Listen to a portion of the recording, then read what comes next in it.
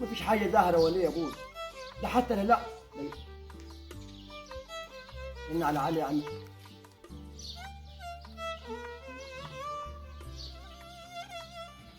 علي يا ابوي، الهلال عندي انا باين نصه.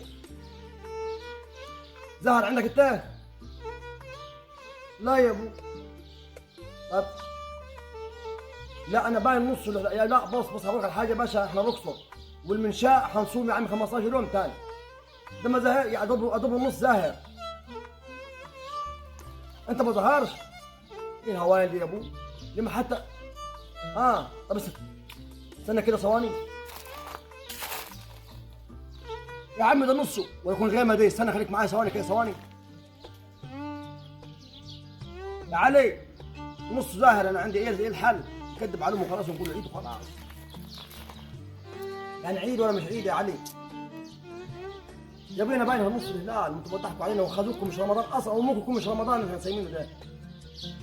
طب استنى كده يا علي، مبروك كل سنه طيب. العيد بكره وخلاص يا علي، وربك غفور رحيم. عديل العيد عيد عيد عيد يا عمي. سلام سلام.